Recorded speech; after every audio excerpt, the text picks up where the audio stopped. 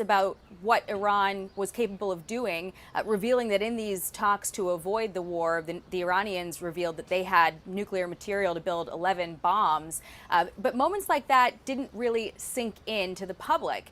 And so there have been, over the last few weeks, some questions about, why now? Was this necessary? Democrats in Congress calling this a war of choice, questioning whether there was an imminent threat to the U.S. or the world. So the president's speech last night drilled down on the urgency of Iran's nuclear threat.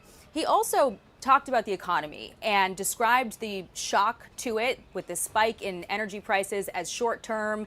He laid out the American economy is able to absorb it given the record stock market highs, investments coming into the U.S., positive economic readouts, and said in the next couple of weeks we're going to see a dramatic rebound from this, but framed this operation as a generational investment in the safety and security of the world, and said that Iran's attacks on the Strait of Hormuz and shipping in the Strait and oil tankers is more evidence of why this needed to happen, because Iran would have, if this had not been acted on, continued to extort the world by projecting its power onto the Strait.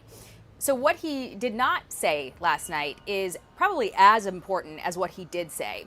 He did not paint a clear picture of whether he intends to send in ground troops. He said two somewhat conflicting messages. He said, we're going to wrap this thing up, we're going to finish the job.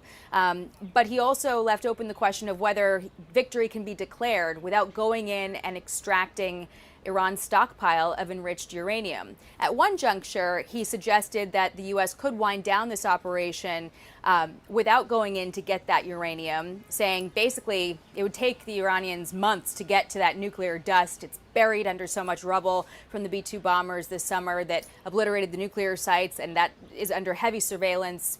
The U.S. could basically go in and stop them if they made a move for it. But he also made no offer for a ceasefire.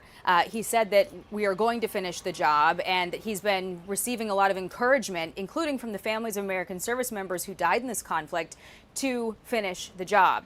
So a little bit unclear what his next move is, but we do know in the next 2 to 3 weeks he's going to be targeting significant targets that include Iran's oil, its energy plants, which he said could be hit simultaneously if this new, more reasonable Iranian regime does not agree to a deal.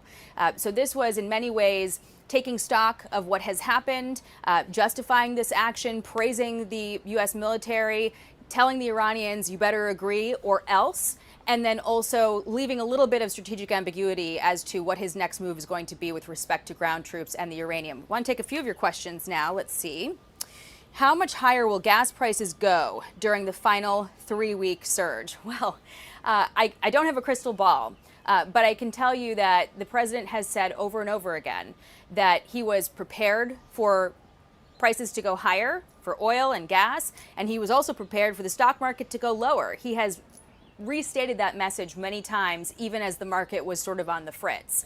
And last night, he outlined all of the ways that the American economy is going to be insulated from sort of a long-term ramification of this. Now, there are also analysts who say there will be some metrics that continue to have effects on the economy for some time. If you look at the Strait, it's where a lot of fertilizer passes through.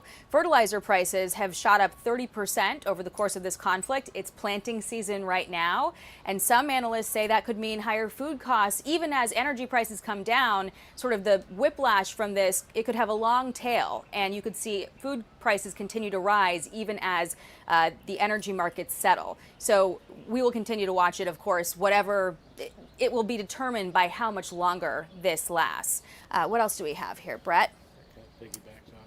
If prices soar, who's really paying the cost of nearing completion of this war? Well, the president has said, and a lot of analysts agree, that the people who are going to be hit the hardest by this are the countries that depend on the Strait to get their oil. That's Asia.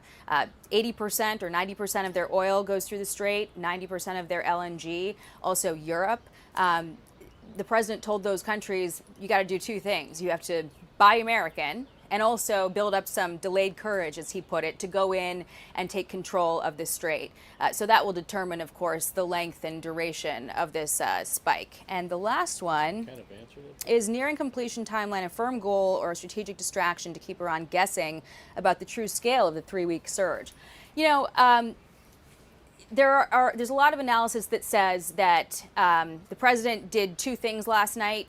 He basically messaged to the American people and the Iranians by saying, look, this had to happen, and we have to finish it, and also sent a message to the Iranians that don't believe you can continue to fight this on and, you know, outlast it, because we will finish you.